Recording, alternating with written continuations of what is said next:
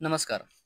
आपण पाहत आहोत इंग्लिश या विषयावरील PYQs IBPS पॅटर्न. आजचा हा या भागामधील किंवा या सिरीजमधील दुसरा भाग असणार आहे. तर व्हिडिओला सुरुवात करूयात. पहिला आहे, it was not easy for let Raja Rammohan Roy to root out the custom of sati because a majority of the educated class does not support him. आता ही गोष्ट भूतकाळातील आहे.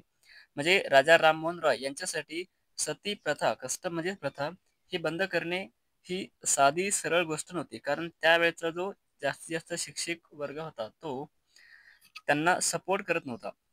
मग इथे वाक्य भूतकाळातील आहे, त्यानुसार इथे वॉज हे बरोबर आहे.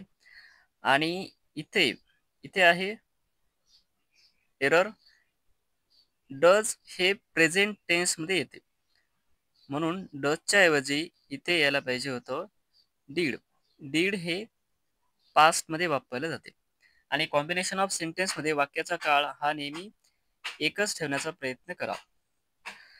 दुसरं आहे, people had not travel by ship because it is very expensive and the facilities are poor. आता इथे जे मॉडेल्स आहेत इज आणि आर, हे दोन्हीही कशामध्ये येतात? प्रेझेंट मध्ये येतात. प्रेझेंट मध्ये. आणि इथला जो हॅड आहे, म्हणजे एरर कुठे आहे? पहिल्या वाक्यामध्ये. हॅड हॅड येतो पास्ट मध्ये. मग त्यानुसार इथे पाहिजे होतं पीपल. पीपलसाठी अनेक वचनी येतो डू. डू हा अनेक वचनी आहे आणि प्लुरल आहे. प्लुरल म्हणजेच अनेक वचनी. म्हणजे इथे हॅडच्या ऐवजी काय पाहिजे होतं? डू. बघूयात पुढील क्वेश्चन.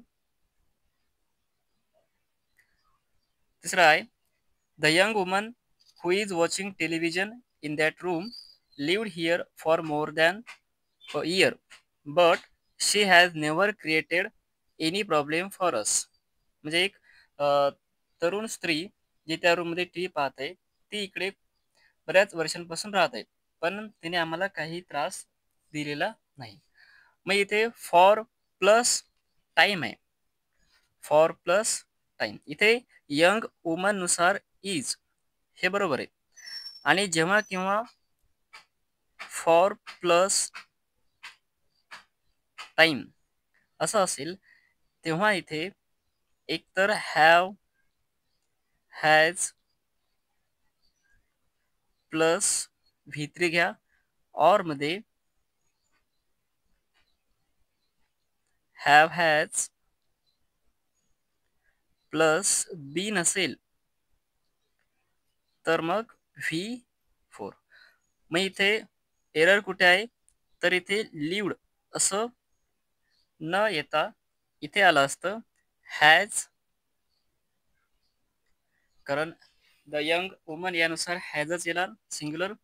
हॅज प्लस V3 म्हणजेच लिव्ड. एकतर हॅज लिव्ड किंवा मग हॅज बीन लिव्ड, दोन्हीही करेक्ट आहे. पुढचा आहे, in view of the intense cold wave conditions prevailing in the state, the government is declared holidays in all the schools for a period of 10 days. इथे सुद्धा for plus time हेच वाक्य आहे. For plus time. Time दिलेला आहे इथे, exact time 10 days दिलेला आहे. मग सेम इथे पण तेच येईल हॅज. मग इथे जे इज डिक्लेअर आहे, इथे आहे एरर.